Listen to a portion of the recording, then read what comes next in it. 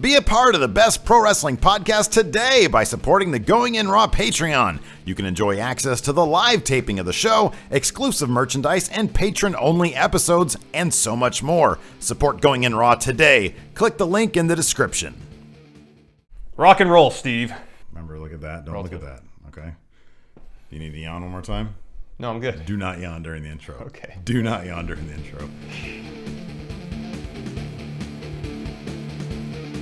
Hey, friendo, Steve here. And Larson. Hey, welcome back to Going In Raw. That's right, it's the only wrestling podcast you need to be listening to right here on iTunes, Stitcher, Podbean. Ooh, it's going to be on iHeartRadio. Oh. Because our podcast host, Libsyn, they're now reaching out to iHeartRadio. I don't know if this one's going to be on there, but if you guys out there enjoy iHeartRadio, we're going to be available there, I think, pretty soon. I got to look up how to do all that kind of stuff. I got to get into the meat and guts of the podcast system that we use and figure all that stuff out. So, yeah, we're everywhere. And the response to our content on YouTube has been insane lately. Yeah. Oh, my God, don't do it. I'm going to punch you if you do it. I don't give a shit. You do not yawn. Yawn. I want a fucking public apology. A public apology and an apology to me personally for yawning on the podcast in the intro last week. I'm fighting it. Don't do it. How is it hard? Stop drawing attention to it, and I'll forget about it. You probably won't. All right. So, yeah. It's early. We're doing this much earlier than usual. I don't have my usual food and giant iced tea in me. See, our food usually consists of Del Taco. And so I would think that always like brings me down. Like right now I'm fucking hyped. I'm at the point of the day where I need some calories in me to supply me with some energy. Oh, okay. Yeah, that's where I'm at. Because you're tiny. I've got a lot of calories stored up in my body.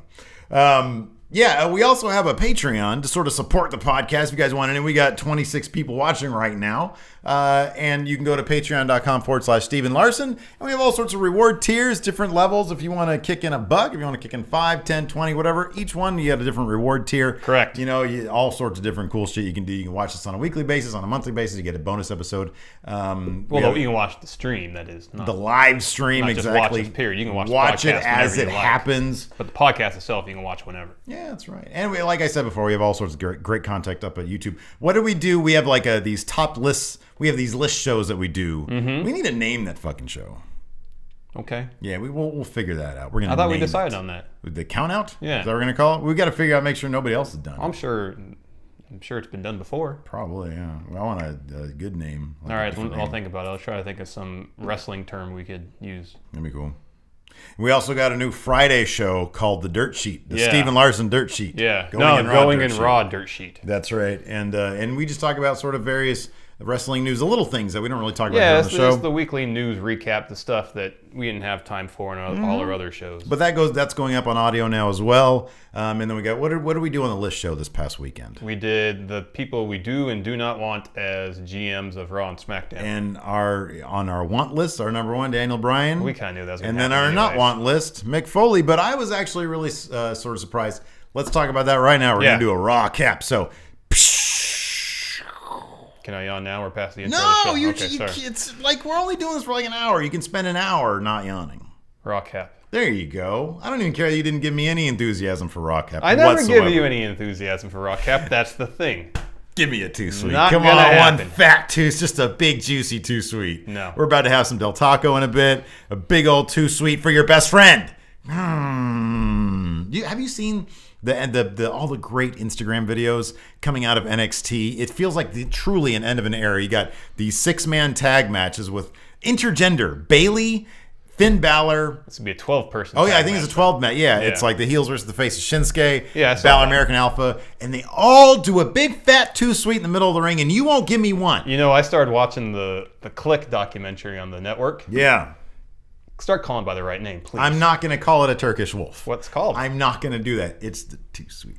Give me a too sweet. You're not going to give me a too sweet? And then they all do the Shinsuke Nakamura theme. And they all do the run. Oh, it's great. You guys check it out on Instagram. Yeah, I think it's NXT stuff. Anyways, we got to talk about Raw. Yeah. General managers. This was just overall, though, this is a really fun Raw. And it felt, I mentioned this on our Machinima recap show, which goes up every Tuesday and Friday. No, now it's going to be every Tuesday and Wednesday, I guess. Correct. It felt like, okay, when you're working in an office, like You always have like your relationships with your work, but here's like whenever I worked in an office before I got lucky and started doing this, you always have your brothers in arms and your sisters in arms. You're all miserable at this fucking job, but you share in that misery, and that you enjoy going to work because of those people. That's one of the fun things about having like a normal office job. And it felt like because so many of these wrestlers didn't know what was going to happen today. That they were just getting as much fun in as possible with their buddies. Before they're going to be split up somehow, you know? Yeah. And so, for example, before we talk about the general manager thing, we had the great 12-man tag match. Oh, that was fantastic. It was 6-6, the heels, the Club, and the Wyatts against Cena, the New Day, and Enzo and Cass.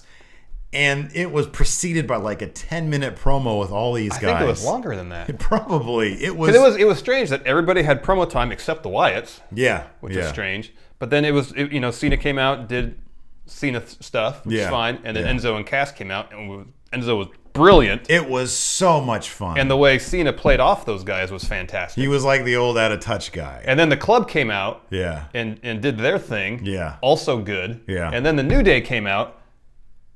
It was like layers upon layers of greatness. I want to watch it. And they all interacted. It was so much fun. And they all interacted and bounced off each other. It was fantastic. This era is really interesting because I think the wrestlers that are coming in have such a different perspective than the wrestlers, say, 20 years ago. Yeah. They're all, all the young guys, they're all big on social media.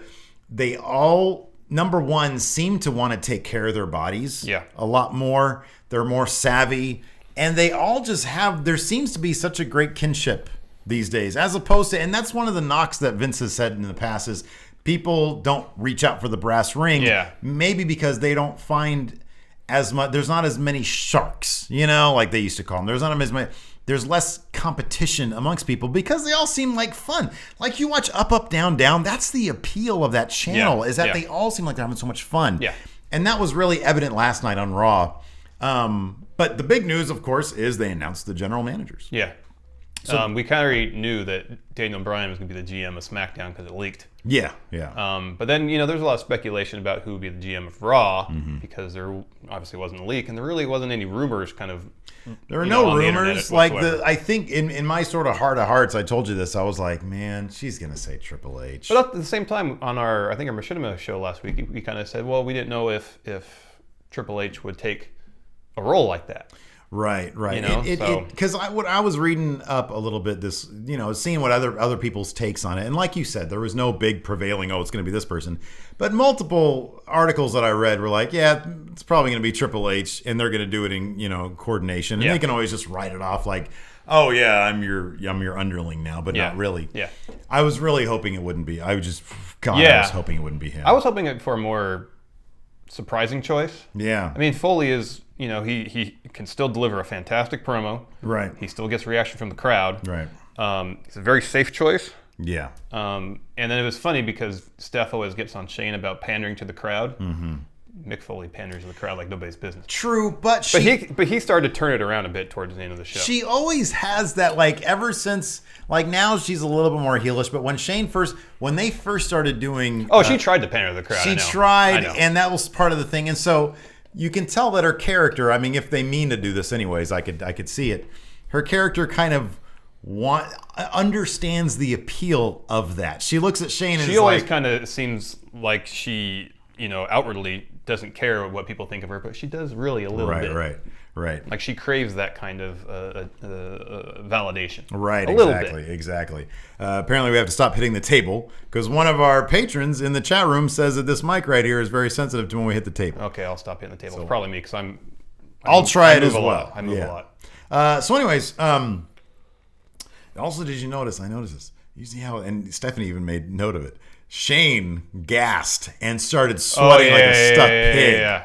He was so like all the running around in the ring, and then he was just great. Sweating. Oh, it was fantastic. And it's always fantastic to see Daniel Bryan get such a warm reception. That was beyond warm, dude. That roof came off. Even though probably 90% of the people in that building knew it was going to be him. Well, I mean, as soon as they alluded to it, they were all chanting yes. Yeah, exactly. And so as soon as he came out, I mean, Foley got a big Foley pop like he always does. Brian's pop was insane. God, and it felt so good to see him in the ring, having fun. I think this is gonna be a lot of fun. I think so too. Because that's the thing is both Foley and Daniel Bryan seemed like even on day one they were really enjoying themselves. Right, exactly. So that was really, to me, the Foley thing was interesting because we expected a heel GM. I really hope that the one thing that's sort of the consensus thing out there as well, and I agree with, is that the heel authority figure thing is just played out. Oh yeah, it is. It's an easy tack to take, and it can lead to some good stories. We saw a lot of good stuff with Seth Rollins last year with the heel authority thing, but it's so played out, and I'm so done with it. And so the idea of introducing good storytelling with a face GM, and even if Foley doesn't necessarily do the complete face thing. Well, he teased last night that he's not going to be, he's not going to be face Mick Foley completely. He's going to have a little bit of an edge to him. There was a segment with him and Daniel Bryan backstage, which I had been looking forward to because I was like, this is going to happen at some point. And these two expert performers pulled it off expertly. Is that the one you're talking about where it started out with a conversation between Mick Foley and the Ascension? Yes. Talking about golfing? Yeah. And by the end, the camera was tight on both Foley and Bryan. And Foley, you rarely see this from Foley because his appearances are so few and far between. You always get Santa Foley. Yeah. You get the lovable Mick Foley. You get the lovable. But to see him perform that segment with a little bit of an edge and the utmost seriousness by the end of it was great. Yeah. It was just, man. It was so good. And he looks really good because apparently he's been doing the DDP yoga. He's been hanging out at DDP's house. He looks good. I'm really looking forward to that. One of the bigger pieces of news that came out Cruiserweights are back. Almost in a throwaway fashion, Stephanie says, oh, by the way, Raw gets Cruiserweight division. What? It's going to be awesome. That was insane. Let's talk about this Cruiserweight division that's going to be forming on Raw, I'm guessing, next week. Yeah. We have the Cruiserweight Classic happening right now. Correct, which I finally caught the first episode of. It's good. It's fantastic. So you have to assume that some of the participants in that tournament are going to be involved. Correct. In the Cruiserweight division on Raw. Right. But there are also a handful of, I got to stop up at the table, I forgot. There are also a few people on the main roster currently that are Cruiserweights. Yes. This you brought up an interesting point because traditionally Cruiserweights I think are 225 and under, and they made a point of saying on the Cruiserweight Classic Bracketology show they were dropping that weight to 205. Okay, all right. Back when you think of cruiserweights, for me anyways, and I know I'm old, but I think of the old WCW Cruiserweight division because that was classic. That was great. You pointed out, or I pointed out actually, that those by and large that division was a way to showcase international wrestlers. They brought in all sorts of great Japanese wrestlers, all sorts of great luchadors. And so, the Cruiserweight Classic, they make a point of saying all great stars from, international stars. But you made a point on the recap show today earlier that you got guys like Enzo, who is probably Cruiserweight. Dolph Ziggler technically is a cruiserweight. Even Finn Balor is technically a cruiserweight. It would be very interesting to see how they approach this. If they're going to take the Cruiserweight Classic WCW tact of making it an international thing, which traditionally I like that in WCW, but they didn't always really emphasize story. They simply emphasized competition. I like story. Yeah. And I would love for them to bring in guys to make the Cruiserweight belt something big. Kind of like they've really made an emphasis of trying to make SmackDown feel big. They can do the same thing with the Cruiser. Make it something that guys are going to want to go after. Yeah. Yeah. Make Enzo. I keep on saying Cass. If I've said Cass already, in terms of, I meant Enzo the entire time. Obviously, Cass he's not a cruiserweight. He's like two cruiserweights in one. Okay, Enzo. I fucking mean Enzo. Done that all day today. Enzo in the cruiserweight division would be a lot of fun. Yeah, those guys. Even Dolph would be fun, and it'd give him something to do. Yeah, and I'm not sure if Kofi would be a cruiserweight. I don't know what his listed weight is, but potentially him, Xavier Woods, Right. Neville, obviously, Right. Kalisto, Right. Sin Cara, Yeah. Yeah. maybe. I don't know. Again, I don't know what his listed weight is, but potentially. Yeah. Trying to think who else on main right now who could be. And then part of the I'm cruiserweight wondering, what's interesting too is that if this division is going to be exclusive to Raw, does that mean maybe that's going to be one way to get around or to even out the Raw gets 3, SmackDown gets 2 thing? Because then from Raw, you can pull 2 guys that SmackDown would normally pull, but also have one for cruiserweights. Yeah. But also, I wonder if that means if a belt is going to be exclusive to SmackDown then. Well, they didn't mention that. They didn't say, "Hey, so you have that. We have this, a 3-man tag match or whatever it's going to be." Yeah. Like whether the women's division is going to be exclusive to SmackDown or something like that. Right. So, it's going to be interesting on a couple levels. I mean, does that mean that WWE is going to start poaching from, say, Lucha Underground? You know what I mean? Well, I mean, there's already rumors that they're trying to sign some of their talent. Prince Puma. Yeah. Johnny Mundo. Potentially. I'd love to see John Morrison back in the WWE. That'd be a lot of fun. Let's see here. Moving on. So, anyway, like we said earlier, a lot of these matches that went down sort of feel like they didn't have a lot of stakes other than go out there and have fun. Yeah. And give the crowd a show because this might be the last time a lot of these people get to see With you the guys exception working. of the main event, it just seemed like a Exactly. lot of fun matches. Yeah. Right. So you had Sami Zayn and Cesaro teaming up again against Jericho and Owens. We've seen this mixture of talent many times over the past 6 months or 3 months, whatever.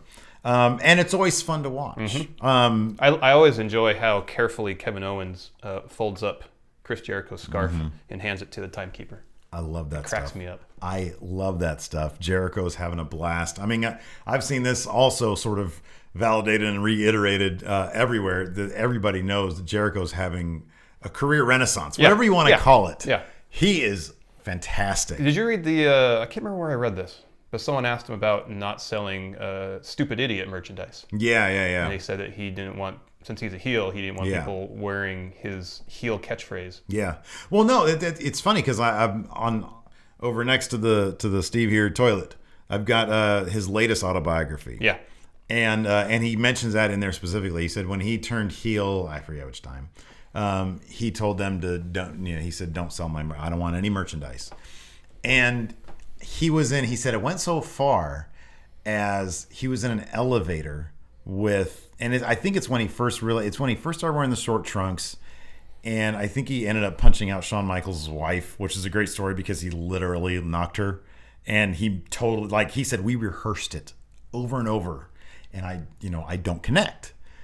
But something about that moment, I connected. And he said, me staring at her, he said it totally came off as acting, but I was legit freaked out over it. And then she laughed it off in the back and all was well. But he was in an elevator with a father and a son. And the father started, talking to him and saying, hey, we really love your work. We really love your work. And Jericho didn't say a word and just didn't look at them. And by the end of the elevator ride, the father was like, you're a real son of a bitch. You know that? Anyways, it's a really fun read. That is dedication to character. It really is. It's hilarious. So it was a good match. I don't even know who went over on this. I would Sami Zayn, I think, won with the roll up or something. Did he? Okay, I don't remember. I don't remember either. Yeah, but it was a fun match. None of these fucking mattered. Like who won? Let's see here. I mean, the only one that kind of matters, I guess, Del Rio versus Darren Young. Darren Young went over. He's building up his momentum. So there's kind of storyline there. Yeah. I really want to see. Here's what I really want to see, dude. I really want to see Darren Young win the IC belt, and I really want to see him turn heel. Him and Backlund, as fun as they are right now. Yeah. Oh my God, if they were a heel team, that would be hilarious. That would be pretty fun. If Backlund is interfering in his matches a little bit, because didn't that happen last night? Didn't he get the roll up or something on Del Rio last night because Backlund was on the ring apron? No, it was what was The it? Miz was on the ring The apron. Miz. Okay, that's right. Okay. How great would it be if it was Backlund, though? I know. If he started to cheat to win. I know. That'd be great. That'd be pretty funny. That'd be so awesome. Let's see here. We had Oh, yeah, this is great too. Daniel Bryan backstage was with R-Truth and Goldust. Goldust, and he did a dab. That was funny. Let's see here. What else? The New Day. This was fantastic. We talked about this a little bit. Yeah. The New Day and Cena and Cass versus the Club and the Wyatts. So are they? Sorry to interrupt you. Are they finished with the Xavier Woods? I don't know. When he came out, the Wyatt thing, because that was good. It felt like, it makes me wonder if somebody's getting split up here with the draft, and it's going to be so sad. It'd be weird if they split. I mean, they can't really split up the champions. You wouldn't think so. You wouldn't think so. But they came out, and maybe it was just for the sake of the Wyatts and the New Day are going separate places. Maybe that's it. But he was like, but then they're going to Battleground together. I don't know. It felt like they had the big compound thing, and then they come out for this just for the sake of, hey, it's the last Raw before the brand split. Maybe they'll pick it back up. I don't know. But they sort of just joked about it and referenced it, and then he was like, yeah, but all is good, Yeah. So I don't know. I wanted to tweet out something like, or text you and be like, well, so much for our 6-month-long Xavier Wood joining the Wyatts, et cetera, et cetera. It added a decent amount of complexity to the story. I know. I agree. I thought it did. It was fun. I liked it. Well, let's see here. What else happened? Oh, what did you think of Rollins' soliloquy?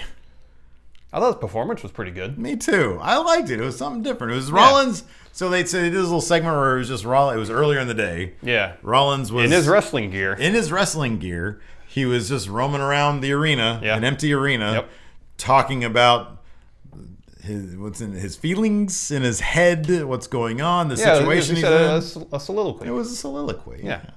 I thought that was well done.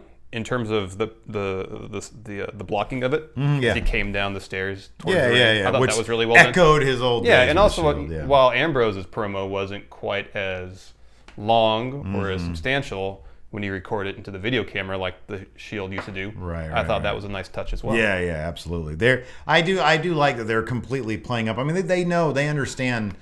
Now we're getting a better idea of the Shield's place in history. Yeah. We have some distance between their breakup and now, and they understand the weight that they carry. Yes. They say Battleground the Battleground main event is going to be all 3 members of the Shield. That's still a thing. That's still a big thing. Which makes me still wish they had held off and done it at WrestleMania or something. They'd waited a little bit, yeah. Or at least a SummerSlam. There could have been a bigger impact there. Yeah, I agree. Especially like at a big money pay-per-view. Yeah, I agree.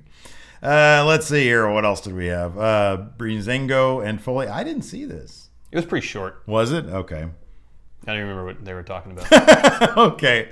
I like Breezango. I might go back and check it out. But I don't remember what. I remember it was funny, but I don't remember exactly what happened. Okay. Let's see here. We had Ambrose's promo. We just mentioned that. Rusev and Sheamus beat Dolph Ziggler and Zack Ryder. Anything notable about this match? I'll be honest. I was running an errand during this. I love this. We're one of the best wrestling podcasts out there, and I don't even watch the show sometimes.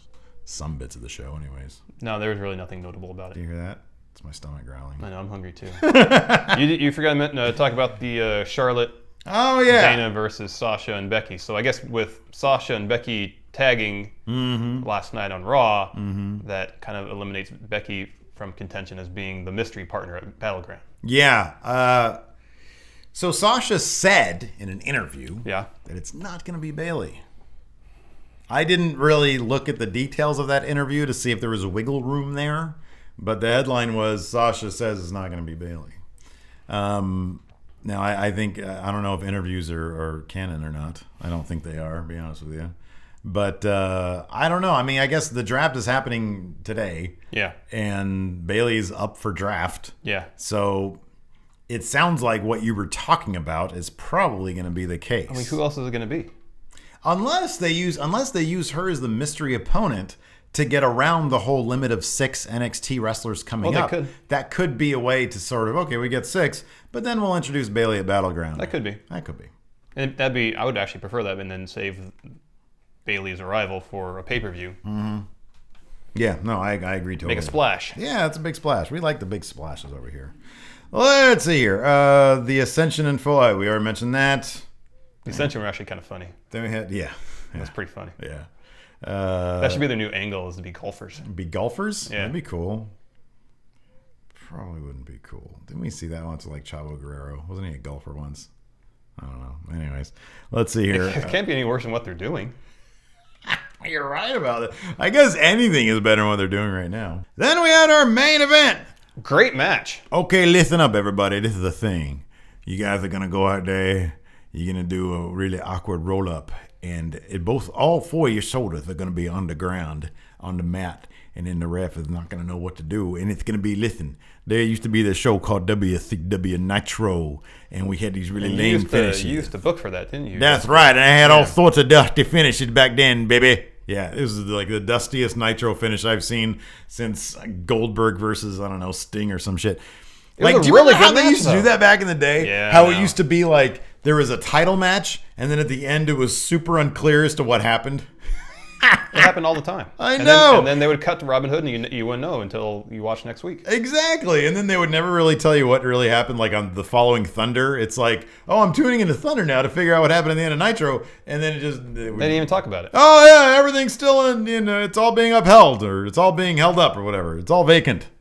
They're waiting for J.J. Dillon to exactly. come to a decision. Exactly. Yeah. Or wait, yeah, exactly. And then they just decided on Thunder to make the decision on Nitro. Because JJ needed the weekend to think about it. Exactly. But anyway, it was a really good match. Yeah. It was, I mean, these two have had a lot of matches, and this was one of the better ones in terms of the pace of the action. No, it was a really, really good match. And they had Ambrose kicking out of the pedigree. I know. Booking him strong. That spot where it was where Seth did something off the top, and then no, it was a corner powerbomb. Seth corner powerbomb Dean, and Dean went straight from that into the Dirty Deeds. Yeah. That was great. Yeah, that was really good. There's a lot of spots like that where they were reversing moves really quick or countering and then doing one move and fighting back with another move. It was great. And then to clarify our discussion about the Dusty finish, what happened was Dean went for, I believe, a roll-up. Yes. But during the course of the roll-up, he either went too far or Rollins maneuvered. Anyways, it was a weird double pin. The ref counted 3, and then sort of crawled into the corner and didn't really give a decision. It was just Stephanie comes in and she starts claiming victory for Seth. Seth claimed victory. Dean was shouting. Shane comes in. Brian comes in. Foley comes in because they're all at ringside. And it was like, oh, and then Seth starts walking away with the belt. Cut to the network. So that was the end of the broadcast. Yeah. Okay. And they didn't say anything about, hey. They didn't say cut to the network now. Go to the network if you want to see the aftermath. I found out from people on Twitter. Yeah. That you're supposed to do that. And then WWE Twitter account, they showed what happened. Yeah. So I was like, well, at this point, I don't need to switch my inputs and go to the fucking PS4 and all that kind of stuff. Yeah. And so I didn't do that. And then, but Dean Ambrose in the end ended up with the belt. Yeah. So, it's funny. On one end, I'm kind of a fan of using the network to do things like that. On the other hand, they need to let you know. They need to let you know. And I don't know. I mean, it'll be kind of fun if they start doing the dark matches on the network as well. That'd be interesting. But usually when they have a double pin, it's a situation where someone doesn't move, both competitors are exhausted, and they both literally pin each other. Yeah. Yeah. I can't remember the last time I've seen a roll-up where all 4 shoulders were on the mat. Yeah. I don't think I've ever seen that. Yeah, I don't think I have either. It was really awkward. It was awkward. Confusing. And everybody in the crowd was, okay, who won? But, I mean, I think that it did seem like they were simply aiming to get people. It seemed like the Nitro Thunder thing. It seemed like they were just getting people, okay, well, what does this all mean? Because they're having a rematch on SmackDown. They're having a rematch. It was announced. They're having a rematch on SmackDown along with the draft. So, yeah, I don't know. I thought it was entertaining. It was an entertaining Raw. It was interesting to watch something that's sort of going to be, depending on how long I would assume that for a very long time we're going to have a split roster. Yeah. I'm kind of hoping they don't redraft every year. I really hope they don't. They made such a point. JBL, not to cut you off. JBL made a point of saying, well, if you're drafting for the future, you should draft Baron Corbin over John Cena. I know. Which I get his point. It's probably not a good idea. But I get his point. But yeah, why bother when a year from now? They should treat it like a keeper league in fantasy sports. You get to keep 5 to 10 people. Exactly. Everybody else goes back into the draft pool. I agree with that completely. So then you can actually build your brand around talent. Yeah, or instead of doing like, you keep those guys, instead of doing that, do sort of like a trade deadline thing, where it's like, okay, well, if you want to move the pieces around, you can do that during this specified period of time, and those few weeks can be very interesting because during those weeks, stuff can happen. No, I completely agree. Yeah. So anyways, that was Raw. It was, like I said, it was an entertaining episode. Yeah. What's next? Questions. We're going to talk about the Brock Lesnar. Oh, sorry. Yeah. I don't have my show notes in front of me. A little bit of news over the weekend. Yeah. Yeah. Brock Lesnar apparently is on horse steroids. That's my speculation. Pure speculation, by the way. It hasn't been confirmed. So apparently Brock Lesnar going into UFC 200 was... had a out of competition sample that tested positive for something. They haven't released information as to what that positive test was for. That was a test among apparently many others, where he passed with flying colors. Mark Hunt is asking for half his purse. And then if Lesnar ends up, they go through and they actually find him guilty of testing positive, he's going to lose a pretty substantial amount of his purse. Oh, is he really? Too, okay. yeah. Interesting. Look, the thing that relates to us, because who cares about UFC? He's not going to go back there anytime soon. The thing that relates to us is how is this going to affect SummerSlam? Well, last night they ran a promo for his match against Randy Orton, so I guess it's not. There was rumors, or he was advertised, I think, to be on SmackDown tonight, that's right. And those ads have apparently been pulled. Yeah, I wonder if did they mention on air that he was going to be at SmackDown like a couple of weeks ago? I don't remember. I don't know. WWE did release a statement saying he hasn't competed for us since WrestleMania, and he's not scheduled to compete for us again until SummerSlam. So that's sort of like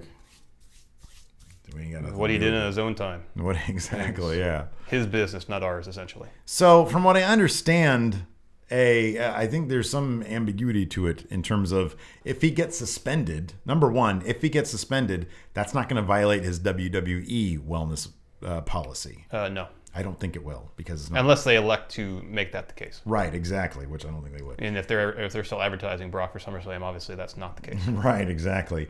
But the bigger issue is, if New York chooses to suspend him? Actually, Wrestling Inc. Okay. They apparently asked the New York State Athletic Commissioner something about this, and they posted about it on the website. That apparently what New York does, they don't license individual wrestlers, they license wrestling companies. Interesting. So if Lesnar is suspended in Nevada, New York Athletic Board or whatever they call it doesn't have the authority to suspend individual wrestlers. So he's not subject to any sort of suspension in New York. So the state of New York cannot prevent him from competing in SummerSlam. Only the WWE can. But you said they could do something, they could sanction companies? Could they put the hammer down on WWE? No, because all they require is that the pro wrestling companies have a physician check out talent before the show and have a physician on site during the show. Okay. So yay! Non-issue. Yeah, that's good. I know, because there was a lot good reporting over here. There was a lot of speculation going on when this news came up that that could happen. I was just always like, it's fake. Why would you suspend him? It's fake. It's like saying you can't act in a movie. Well, that's what according, again, this is all from Wrestling Inc. Yeah. That New York doesn't view pro wrestling as athletic competition; they view it as entertainment. Yeah. So he's going to be facing off against Randy Orton's going to be making his TV debut at Battleground. Yeah, and a highlight reel segment. So I guess, keeping Brock off air until SummerSlam is probably the smart move. Yeah, that's probably what they're going to do, is just let stuff blow over, I guess. Let it blow over, let it die down. Wrestling fans, I don't think, really care about this beyond being able to shout rude things at him from the audience. You can get on your high horse, but it's Brock. I don't know anything to do. Yeah, whatever fallout may happen will be from non-wrestling fans or mainstream outlets who, because WWE has done a lot in the last few years to clean up their image in terms of the health of their wrestlers. Yeah, you see, and they're being sued, right? Did you see they released like the list of people in the lawsuit? They're all trying to get them money. They're like, we don't have money. Our brains are rattled. We want money. Oh, goodness gracious! You want to answer some questions? Yeah, let's answer some questions. Okay. To go do straight from Twitter. Okay. Because Didn't have time to prep all this stuff. Deshaun White. Do you think WWE will try and copy the old X Division formula from TNA with their Cruiserweight division? Do I think... I'm sorry, what? Do you think WWE will try to copy the old X Division formula from TNA with their Cruiserweight division? Oh, I don't know. I hope so, because that was one highlight of TNA for me. When I did... There was a period of time when Samoa Joe was high. It was Samoa Joe, I think... What did they used to call that dude? Low Key? Yeah. Him, a couple other dudes in the X Division. So their X Division wasn't a weight limit per se, was it? No, it wasn't. It was more of a stylistic thing. Okay. Yeah, and it was prime. They had really good stories because they had really cool stipulations and interesting matches. They had like where the belts are dangling on. What was it called? Whatever it is. But yeah, they had cool stuff. I hope they do. I would be really interested if they do. Yeah, it'd be pretty cool. J. Pablo Hinosa. Oh God, hold on a second. I don't know if this is true. We're getting this from Charlie Butler here in the chat room, which you can be a part of as a patron. From Wrestling Observer Radio, Elias Sampson and Mojo Rawley are possibilities for the brand split. I don't know if he's joking right now. He's got to be joking. Yeah, Elias Sampson broke his ankle. Charlie Butler.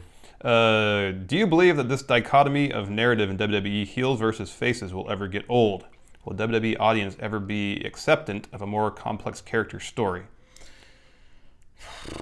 You've seen flashes of it. Yeah. But there seems to be this, I mean, look, it's been working for 100 years. I know. And there is just this time of, and it's not even in wrestling, man. You see it everywhere. But then, you get things that are like, for example, Breaking Bad. I know you're not a Breaking Bad guy. But, well, I just haven't seen it yet. Okay. You get, a great story of a guy who starts out good and he gets one taste of the bad and you're rooting for him. And well-told story. You've seen well-told stories like this in wrestling before. We were hoping they were going to go that route with AJ Styles, but instead they did a heel turn. Yeah. And heel turns can be a lot of fun because they're unpredictable. But there's also, several types of heels. There's, there's the cowardly heel that Seth Rollins was. Right. There's the monster heel. There's comedic heels like the Club are now. Right. So you could be heel, but also have some complexity to you still in terms of how you present your character. Mm-hmm. Yeah. There's heels that you, like Seth Rollins is a heel you root for. Mm-hmm. Right. Because he's so good. Exactly. So like The Rock was when he turned heel. People really started to appreciate his character, and so it was inevitable that he had to turn face. If you're going to and usually that's the best arc for a wrestler to take. Gain popularity, or start out as a heel, gain some popularity, people will start to respect your work. And when you turn face, you're going to be over. Right, yeah. Huge. Yeah. So I think good versus bad is always going to be a thing. It'll always be part of it. It will be interesting. I mean, like we said, we sort of saw it with AJ recently. I think you will see more ambiguity moving forward. Yeah. Because you got to mix it up. But good versus bad is always going to be a thing. Yeah. Terrence Troy Main. Are you guys more excited for the WWE draft overall or who the potential NXT call-ups will be? He says that he's more excited about the NXT call-ups. I think I'm more interested to see who they're going to call up. I'm fascinated to see how they're ever going to justify not drafting either Joe or Nakamura. Because I don't think all three of those guys, I don't think Finn, Nakamura, and Joe, that doesn't make any sense. They're going to decimate their brand. Well, they, if to an extent, but they still would have Bobby Roode and Austin Aries. Bobby Roode isn't even showing up on TV yet. Yet. It's tomorrow, right? Well, don't spoil it for anybody. I don't know. Actually, I don't know. Might be a couple weeks from now. I don't know.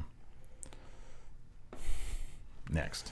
Namikaze Minato. Okay.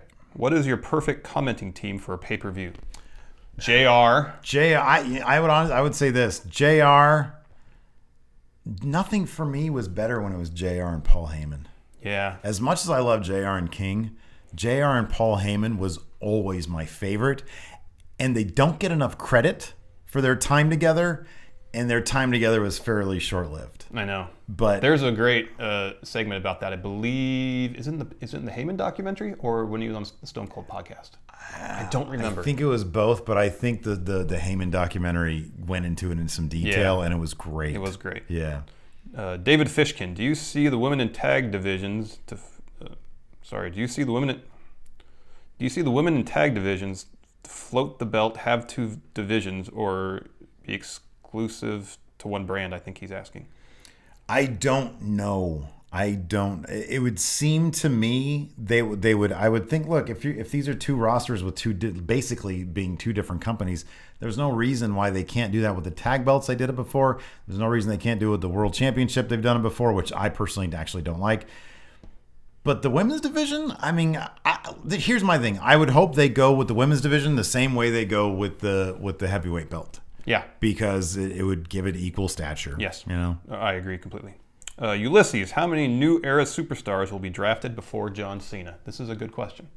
So we're predicting now. We did our mock draft a month ago, obviously. Yeah, we did. But now with new information, do you think Roman is going to go top 4? He'd probably go top 6. Top 6, but top 4. Before he would have been top 2. Well, let's think about Rollins and Ambrose. Yeah, are top 3. 2 of the top 3 for sure. Yeah. I think it's going to go Rollins, Ambrose, Cena. That's how it's. I think it's going to go Ambrose, Cena, Rollins. You think Rollins is going to be number 3? Yeah, you mentioned that on recap. Because I think it just add some wrinkle to the storyline and it add heat to the Ambrose Rollins feud. Because I don't think, like storyline wise, Ambrose doesn't give a shit where. You think Stephanie's going to go with Ambrose? She wants the champ on her show. I guarantee that. She wants to have that belt on her show. They would have to do a weird thing where they have they split the championship tonight. Yeah. But I don't know if they're going to do that. I don't know either. Especially if they're fighting for the championship at Battleground. They're not going to do that tonight. No, they can't do it tonight. They're not going to do it tonight. Yeah. But I personally think it's going to be Raw gets number 1 pick, and they get Rollins. SmackDown goes with Ambrose. Man, but you might be right. They might throw it because that seems too obvious.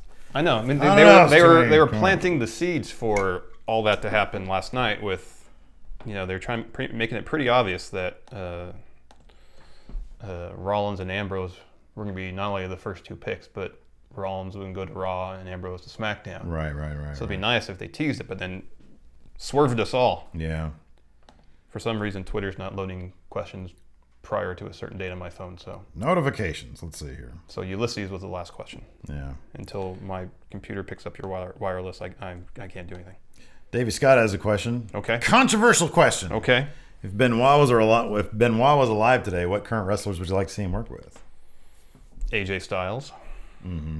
All the good workers, man. I mean, Kevin Owens. I think that'd be my number 1 is Kevin Owens because he's a brawl. That'd be a lot of fun. Seth Rollins. Nakamura. Yeah. Ooh, strong style. Let's see here. Hold on. I got a question on my Twitter. Okay. I really should have did all this earlier. Here's a good question. So will there be Brick Foley asks, so will there be a podcast on Sunday for the pay-per-view when it happens? One on Monday for Raw, one on Tuesday. No, it'd be Monday, Tuesday, and Wednesday. Exactly. And the answer is yes. Yes, correct. It's be a busy week. That's okay. Let's see here. Okay. So is our European champion asked a question. I'm trying to find it. Joshua Idol, the mod father, asks, is Foley rolling heel now? Is Foley a heel now? No, I think he's a very serious GM who's taking his job seriously and understands that his boss is a heel and he has to answer to her in the end. Yes. Yeah. Absolutely. Let's see here. This is from Fallon Borden. Will WWE get Bray right this time? Could Luke Harper become the Kane to Bray's Undertaker when he returns? That'd be cool. That'd be neat to give Luke a beefier role and not just a Wyatt because he's really guy. good. He's really good. He is really good. If they were going to do Bray right this time, he should have had a promo. Yeah, I know exactly. It doesn't. Yeah, it hasn't started out good. Timbo Slice. Watching Raw this week, I have a question. Is the WWE Women's title less prestigious than the NXT Women's title? Asuka will whoop Charlotte's ass, tell you that much. I don't think so because I think there's more. There's heavier talent. There's more contenders on main right now, especially if Bayley goes. But look, Sasha left, Charlotte left, Bayley left, or Bayley's gonna leave. Right now it's Asuka, Nia Jax, Alexa Bliss is good. Yeah. But after that, there's by and large nothing. Yeah. Not a whole lot going on there. Yeah. Here's a name we didn't mention as far as potential draftees from NXT. Okie doke. Carmella. Because she's not top 6 ready to go. She's not top 10 ready to go. No, I'm maybe not. top 10. Maybe she's 10. I agree with you. I don't think she's ready to go, but it could happen. I'll put it this way. I would love for it to happen, but if any of those, if Shane or Stephanie uses one of their precious NXT picks on Carmella, they get federated. Okay. You know what federated is? I do. I don't think our viewers know what it is. You know Alabama federates now? You told me that, yeah. It's gonna be like her second word. Federate. Let's see here. I'm finally catching up here. Oh, here's a good question. Ricky Needs. Will the dusty finish on Raw set this up? Are we going to see the big gold belt? I don't think so. I don't think they would bring back the big gold belt. They kind of made a point of retaring it. Didn't they kind of give it to Flair? Well, John Cena did, and allegedly that was a shoot. That wasn't scripted. Oh, really? He wasn't supposed to do that. Flair was coming out, and Cena said, "Here, this really belongs to you." And Flair was like, "Okay, cool." Woo! All right, 17-time European champion. No, man. You can't name him a champion before the match, before the question. No, this is what he's listed as now. But he will be 18-time after this. Oh, goodness. This is a decent question. Okay. If Nakamura is indeed drafted to Raw or SmackDown, who will Samoa Joe's rival be for the NXT title? I would say this. I could see a scenario in which, it's already been announced they're going to fight. Yeah. I think, here's my prediction. This is my prediction. Okay.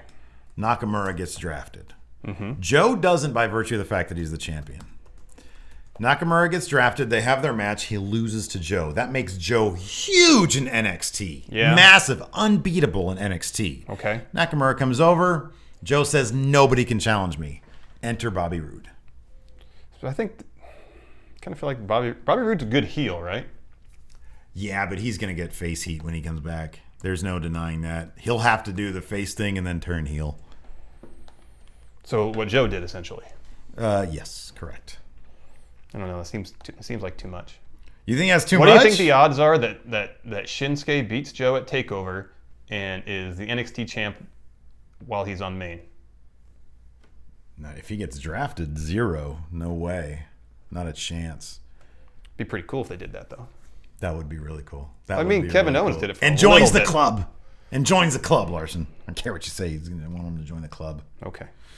Let's see here. If you could choose, this is from Logan Cohn. I have to catch up to you. Okay, go ahead. I'm 16 hours ago on our Twitter. Okay, thank you. Real Going In Raw. At Real Going In Raw. If you guys want to submit a question. If you could choose one WWE alumni or legend to return and win the Royal Rumble, who would it be and why? Wait, say again, sorry? If you could choose one WWE alumni or legend to return and win the Royal Rumble, who would it be and why? Kurt Angle. CM Punk. That's a good answer, too. Enough of this trying to be a UFC guy. It's not going to work. You think he's going to fight at 203? I hope so. Nope. Let's see here.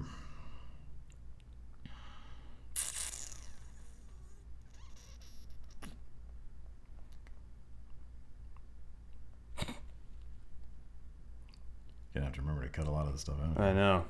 Let's see here. I'm gonna go back to before before Raw started. Before Raw started. Sorry, everybody. Usually we have this all worked out. Time crunch today.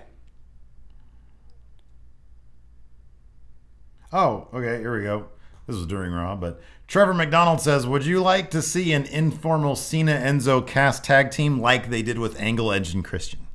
Oh, yeah. That'd be great. They have really good chemistry together. They have a really good chemistry. Cena, I've heard many stories about Cena just loving those guys. Yeah, and I think it showed. Yeah, it did, totally. He was beaming when they were doing their promo. Beaming. He was marking out. All right, here's a question. Chance Harris. Okay. Who do you think will make the biggest impact as GM in the WWE, Mick Foley or Daniel Bryan?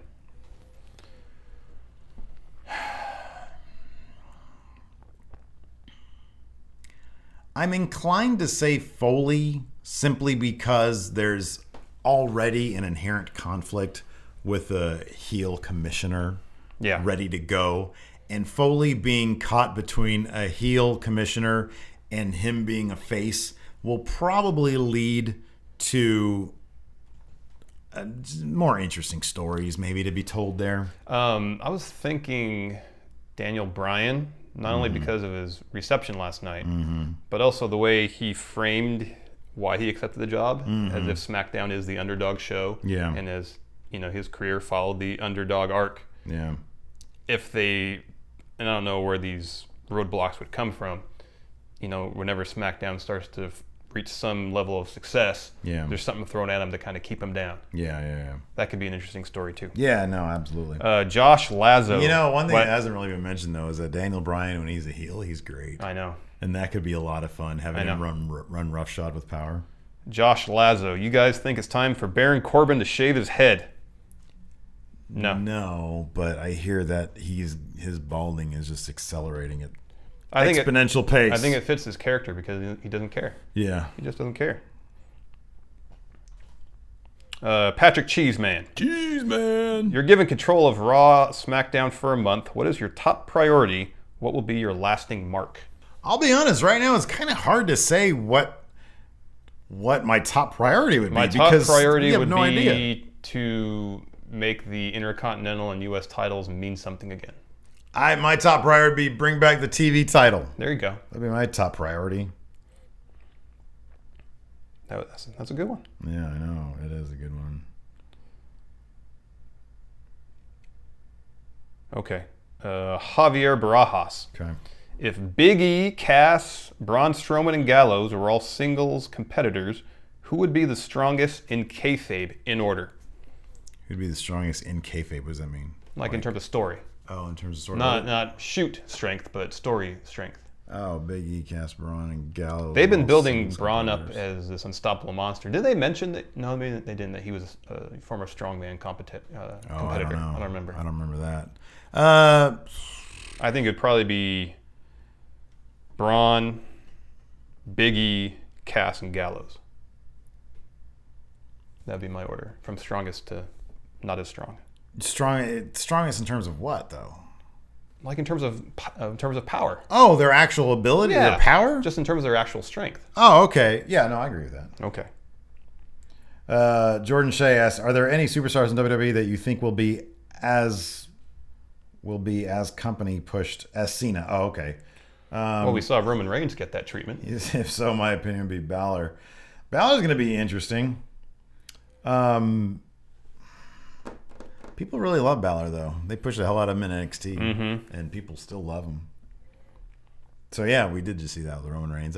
There's nobody. The thing is, there's nobody else. I do think this. I think Cass is going to he's going to be pushed. Yeah, he's going to get a pretty massive push. I think we're going to be seeing Cass versus Sami Zayn at WrestleMania in like 3 to 5 years. Yeah. I think that's going to be, and it's going to be built huge. I mean, I think they're going to go all in on those guys. I really do. Matt Thomas, do you think Neville will return for the draft tomorrow? He is on the list of eligible draftees. Yeah. Yeah, I think he is. And he'll be drafted to Raw. I like Neville. I hope this will give him like a fresh, like if Neville is heading up their cruiserweight division, that'd be perfect. Yeah. That'd be great. Platinum Patriot, Kenny Omega spoke out about putting Nakamura in TakeOver rather than WrestleMania is an insult to his talent. Do you agree? An insult to his talent? No. Because I get what they're trying to do, and I think it's worked. Yeah. I think as much as I'm marked out over his entrance in NXT, I think that was difficult to sort of gamble on if they did that at WrestleMania. Yeah. Because the main roster is, at least in theory, more for casual fans. Bringing him into NXT automatically adds mystique to somebody. See, this is the difference between, I think, him and Bobby Roode. Bobby Roode, I think, is sort of more of a traditional, I don't want to say American, but he's like your traditional American wrestler guy who looks like $1 million. He's already made a name for himself. And I still think that he could have been well served by going straight to main. Well, he still could. He could be drafted tonight. Yeah, he could be. Although, yeah. And so him debuting at like WrestleMania would be kind of interesting to me. More so, I think, than Nakamura, just because I like him debuting in NXT. There's just sort of I don't know, there's some appeal to it. There's a mystique about it. Well, I still think the reason he's still there is so American audiences get more familiar with his work. Yeah. I got one if you don't have Giancarlo Petrosky did ask a question about NXT superstars you draft to Raw and SmackDown. We've already mentioned that, though. I just wanted to make sure he was like, oh, I'm going to ask a question. Gotcha. Stephen Kingsley, what do you think is more likely, Punk coming back or Bryan wrestling again? Punk coming back. Yeah, Bryan will never wrestle again. That's not again. You can't miraculously fix fucked up brain. You can't do that. No, at least not yet. Mm-hmm. Maybe someday. Remember that episode of Star Trek Next Generation where Worf broke his back and they invented a means to heal his spinal cord? Yeah, that doesn't happen in real life. Not yet. I do remember that one. That was a bummer of an episode because he asked Riker to kill him. Yep. He said, "You will kill me now." Let's see here. Michael Smith, Orton versus Lesnar match. Do you think we'll see, or would it even be possible to do an F5 into an RKO? Yes, and I think it could be really cool because for a second you're kind of in the position. Yeah, because when he flips him around. He flips him around. He's ready to go. Yeah, he could. It'd be possible. Do you think now, with this new Lesnar information, there is any chance that Orton wins? Any? Does Lesnar's anti-doping test? Yeah. This is a question from Larson. The one-time hardcore champion. Giving me a lot of credit there. Yeah. I think it's raised his chances from 1% to 5%. I think it raised it from 0 to 0.5. 0.5. So he's still on the margin of error. Let's see here. Why is my Twitter's not loading up past a day ago? That's what it was doing for me. No, that's not good. You know, I wanted to do questions on the Going in Raw Twitter because it'd make it easier. My live tweeting fucked it up. But also, but also, we just get a lot more questions now. Yeah. A lot more questions. Yeah. And so many people have been like, if I submit when I'm going in Raw, I'll get it on there, right? I'm like, yeah, sure, go ahead, do it. I know, that's what I said too. It's like, guarantee your question will get on. Guaranteed! And then last week, someone asked a question, and I missed it because just did. All right, listen. We'll continue on. All right, how about this? We got some video questions. Yeah, we got some video questions. And also, from here on out, if you want to ask a question, okay, post it at Real Going in Raw, but also hashtag it Going in Raw. No, hashtag it FQ. FQ, okay. FQ. Hashtag it FQ because those will be easy to find and you still get a lot of letters. Yeah, so that way no one's question gets left. Look, today we'll do some more research and pick out some juicy questions you guys have done. We'll answer some more. Because we got another podcast tomorrow. Yeah, we'll do it tomorrow. We got some video questions we need to watch, then answer. Oh, my goodness. Oh, dear. Oh, goodness gracious. Goodness. Oh, goodness. Who can load up one faster? I got a Patrick Sparks question right here. Hey, friendos, Pat here. My question for you this week is, with Daniel Bryan being the obvious face general manager for SmackDown, do you think we'll get a heel Mick Foley or no? Do you think they'll have two face general managers? If so, why do you think they'd do that? And do you see it being a bad thing? I honestly would like to see a heel Mick Foley. We've already kind of answered this question. We kind of figure like it'd be... I love Richie Watson's fucking face, dude. He just pulled his... How long is it, too? Because he said he had like a couple... It's 30 seconds. It's 30... Oh, it's only 30 seconds. Okay. We've kind of already answered this question. I think that...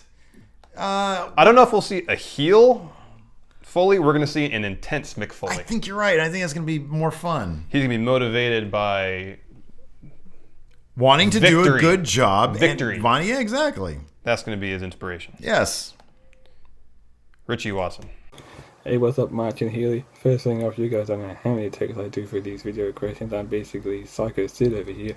Half a brain. Skeptics. People. Let me do this again. This is live, pal. I'm sorry. So yeah, lucky these questions ain't live. Anyway, with this Pokemon Go craze going on, hashtag Team Instinct, which Pokemon would some of the wrestlers be? Just name 5 or how many you want, including the boy Finn Balor. What? What wrestlers would be which Pokemon? You're asking the wrong guys. You're asking the wrong guys, Richie. I'm sorry, pal. About Pokemon. I don't know jack effing shit about Pokemon. Never really cared about it. But thanks for the question. You can get your question on here too for $20 a month. We could try to answer it.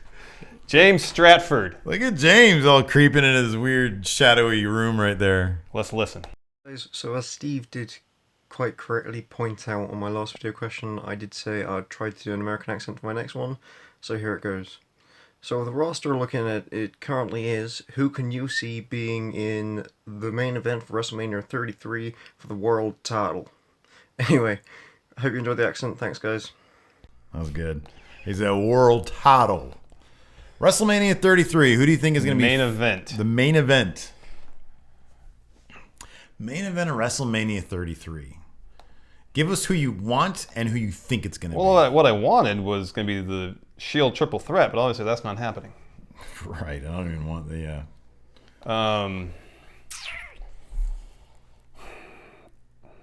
I want this. This is what I want, and this has a really good chance of happening. Seth Rollins versus AJ Styles. I was just about to say that. I think either that or, yeah. I think that's what I. You know what? I would take that, and I'd probably want to, like, if it's what I really want, I'd one up it by saying I want Rollins, AJ, and KO and Kevin Owens in a triple threat match at WrestleMania. I know singles matches are usually more iconic. So maybe I'm going to go with just Seth Rollins versus AJ Styles. They would tear the house down. For WrestleMania 33, I want Kevin Owens and Sami Zayn. Kevin Owens. 34, WrestleMania 34. Kevin Owens and Sami Zayn. Oh, God. I love that so much. It'd be great. Give it a couple years. Some good build. How about in the co-main event, Enzo versus Cass? Okay. Oh, God. I love that so much. Could you imagine Enzo versus Cass whenever that does happen? It's going to be off the fucking hook. I know. There's so many great fucking wrestlers these days. I know. And, like, we still have to worry about Roman Reigns being around. I'm sorry for anybody who likes Roman Reigns. I'm just saying. You're just saying. All right, are you ready? For what? The greatest pro wrestling trivia challenge there is. Lunchtime. Oh, that happens Kayfabe soon. Corner. Okay. Yeah. Right.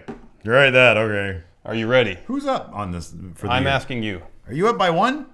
Yes. Fuck. All right. That's correct. All right. So, today's theme, Oh, dear. Brother Nero. Oh, good The job. vote was Broken Matt Hardy versus Brother Nero. My belly box is broken. I need food. I still need to watch that. You guys need to watch the aftermath. It's great. All right. My belly box is broken. I need food. So good.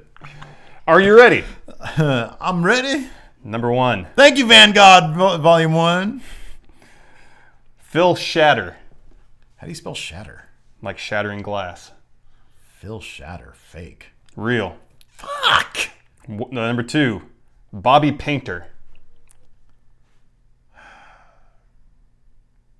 Real. Fake. Fuck. 3, Jackson James. Jackson James. I'll say real. Yes. Okay. 4, On the board. Crazy Dave. Crazy Dave. Fake. Real. 5, Mark Huff Jr. Mark Huff Jr. That's nice. Fake. Okay. 6, I'm assuming there's a Mark Huff.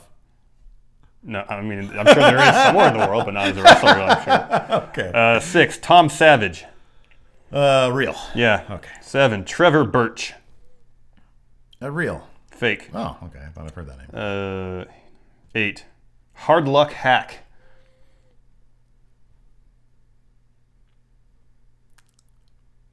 Fake. Yeah, Okay. that wasn't very good either. No, it wasn't very good. 9, You said hard luck hack. I know. That's great. JT Quinn. JT Quinn. Real. Yeah. Okay. Do you know who that is? No, but I think I've heard the Okay. name before. 10, The Hooker. The one I know is for a fact real. That's fake. Unless there's someone named The Hooker that was thinking We're of. going to have to look this up. All right, asterisk by Because that. I'm almost positive that was... Yeah, we'll have to look that up. We'll look it Okay. up. We'll look it My up. I'm intention at was 5. fake. I'm at 5 right You're now. 5. I'm at 5. 11, Your intentions were fake. Chester Oakley. Chester Oakley. Fake. Yeah. You got that from Charles Oakley. You're a Jordan guy. Oh, yeah. 12, Monster C. Monsters. What's C? S-E-A or C? The letter C. Monster C. I'll say fake. Real. fuck. Steve Carino. Fuck. I think I just looked at Steve Kerr the other day, too. All right, what are my bonus questions? Then we're going to look up the hooker. First question. How many you got? 6? I got 6 so far. First question. Doing surprisingly good. I feel like I should be doing much worse. What former wrestler used to be a member of Jeff Hardy's band? What former wrestler used to be a member of Jeff Hardy's band? What former wrestler?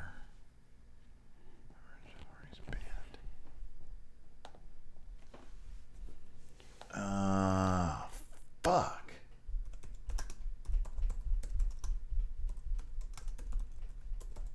I'm gonna say.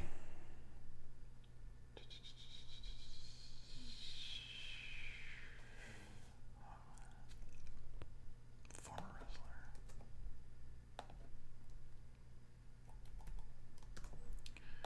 wrestler. Crowbar.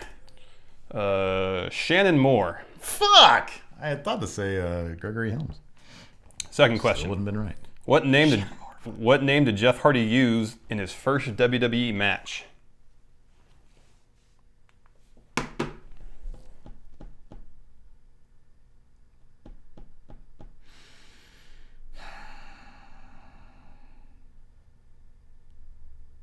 Damn it.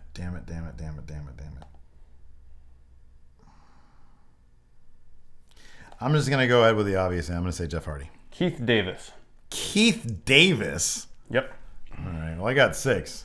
You I tell can't me the fi- Hooker? Really? I can't find anything about a wrestler being named the Hooker.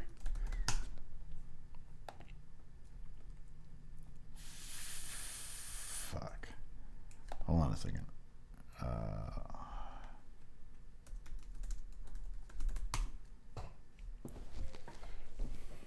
Let's take this to our bonus episode. Okay. Thanks for watching and listening, everybody. That's it. That was the most somber outro ever. Thanks for watching and listening. I was just trying to be genuine. Wait, so what are we talking about? We're gonna outro now. We're gonna on our bonus episode of Going In Raw for you patrons out there. We're $5 going to find patrons. out if there's a wrestler by the name The Hooker. The Hooker. Okay. All right. Yeah. We'll talk to you guys later. Thanks for watching. Bye.